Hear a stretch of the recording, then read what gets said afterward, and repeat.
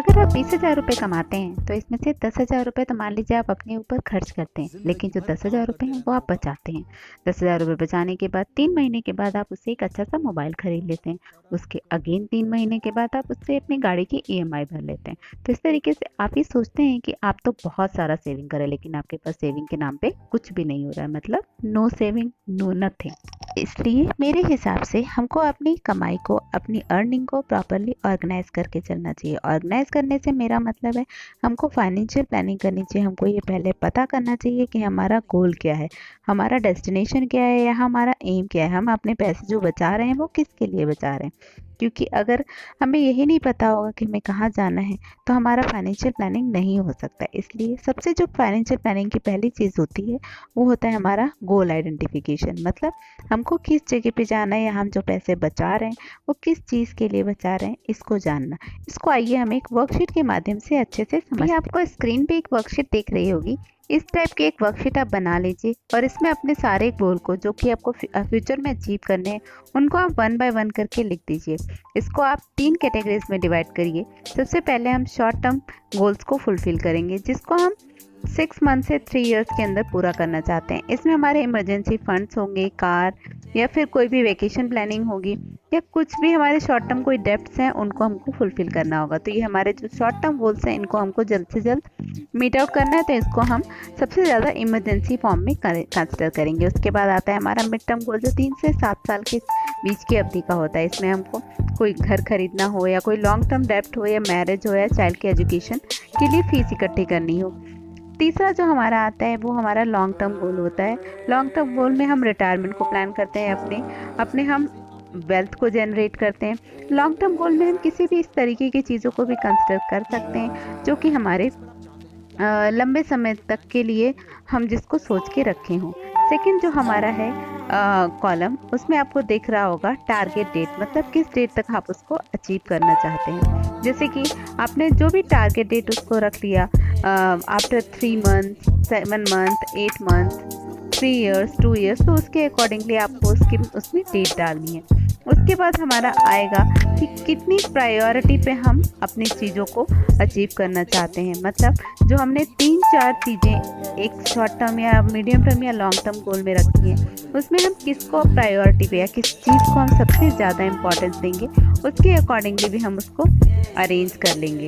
Arrange करने के बाद हम उसको उस तरीके से ही फोकस करेंगे। मतलब हम उतना फंड कलेक्ट करेंगे जिससे कि हमारी वो जो सबसे प्रायर चीज़ है, सबसे इम्पॉर्टेंट चीज़ है, वो अचीव हो जाए।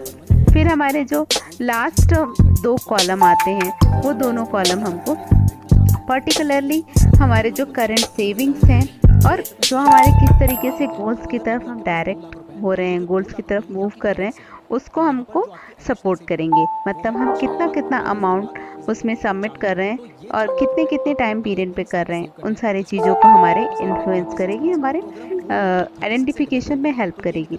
मतलब अगर हमको किसी एक शॉर्ट टर्म गोल को अचीव करने के लिए या मीडियम टर्म गोल को अचीव करने के लिए 2 लाख रुपीज़ की ज़रूरत है, तो अगर वो हमको 3 महीने, 6 महीने, 8 महीने में करना है या 3 साल, 6 साल, 8 साल में करना है, तो अकॉर्डिंगली हम उसको मंथ के अकॉर्डिंग डिवाइड कर लेंगे। और डिवाइड करने के बाद हम ये डिसाइड करेंगे कि हमको एक मंथ में कितना रुपए उस पर्टिकुलर गोल को अचीव करने के लिए लगाना है, जिससे कि हमारा वो गोल अचीव हो जाएगा।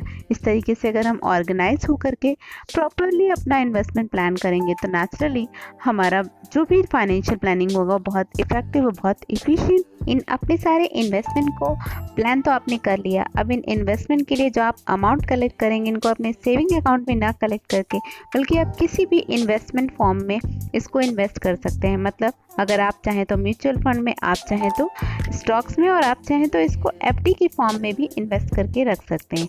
ये आपके इन सारे गोल्स को ईजिली अचीव करने में हेल्प करेगा। अब आपने अपना रोड मैप तैयार कर लिया, मतलब आपको पता है कि आप कहाँ हैं और आपको कहाँ जाना है, मतलब क्या क्या अचीव करना है।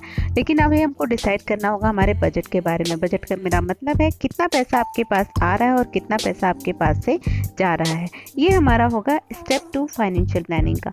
हमने फर्स्ट प्लानिंग तो कर ली, फर्स्ट स्टेप तो हमने अचीव कर लिया। अब सेकंड स्टेप की ओर चलते हैं, अपने बजटिंग की ओर, अपने स्टेप 2 की। सीट के अकॉर्डिंग ये डिसाइड करेंगे कि हमको कितने कितने पैसे किस चीज़ के लिए ज़रूरत है और फिर उसी के अकॉर्डिंग सेव करेंगे। नेक्स्ट जो हमारा थर्ड इम्पॉर्टेंट एस्पेक्ट होगा वो होगा हमारी कंटीजेंसी। इसको हम एक एग्जाम्पल के फॉर्म में समझते हैं। जैसे मान लीजिए कि 2026 तक आपको एक घर खरीदना था जिसके लिए आपको 6 लाख की ज़रूरत थी और आपने 5 लाख 2025 तक कर लिए इकट्ठा, लेकिन अचानक से आपके घर में किसी की तबीयत बहुत ज़्यादा ख़राब हुई, उसके लिए आपको 8 लाख का बिल आ गया। अब 8 लाख का बिल आ गया तो नेचुरली आपका पूरा बजट बना बनाया प्लान बिगड़ गया। तो उसके लिए आपको 2 इम्पॉर्टेंट चीज़ें करनी होगी, हेल्थ इंश्योरेंस और टर्म लाइफ इंश्योरेंस लेना होगा। क्योंकि हेल्थ इंश्योरेंस तो आपके करंट बजट को मैनेज कर सकता है, लेकिन अगर जो पर्सन अर्निंग है उसको ही कुछ हो जाता है, उस केस में पूरा फैमिली की प्लानिंग डिस्टर्ब हो जाती है। इसके लिए हमको टर्म इंश्योरेंस भी लेना बहुत ज़्यादा ज़रूरी होता है। तो हमारी फाइनेंशियल प्लानिंग का जो थर्ड इम्पॉर्टेंट चीज़ होगा वो होगा हमारा इंश्योरेंस लेना। बेसिक इन 3 चीज़ों को अपने गोल को डिसाइड करके और अकॉर्डिंगली अपने शॉर्ट टर्म, मीडियम टर्म और लॉन्ग टर्म गोल को फोकस करके अपने फंड्स को सेव करेंगे।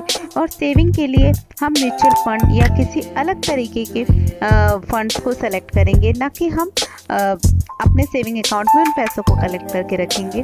वहीं हम साथ ही साथ इंश्योरेंस को भी लेके रखेंगे, जिससे किसी भी कंटीजेंसी कंडीशन में हमको फाइनेंशियल बर्डन ना आए। तो इस तरीके से करके हम एक प्रॉपर फाइनेंशियल प्लानिंग कर सकते हैं। जब हमारी ये बेसिक प्लानिंग हो जाएगी उसके बाद हम डिस्कस करेंगे रिटायरमेंट की प्लानिंग हमको किस तरीके से करनी चाहिए। यहाँ तक अगर आपको ये वीडियो अच्छी लगी हो तो वीडियो को लाइक करिए, सब्सक्राइब करिए और मेरे चैनल पे नए हैं तो चैनल को कंटिन्यू देखने के लिए सब्सक्राइब करते रहिए, ताकि आपको इस तरीके की एंटरटेनिंग और यूजफुल वीडियोस मिलती रहें। Thanks for watching.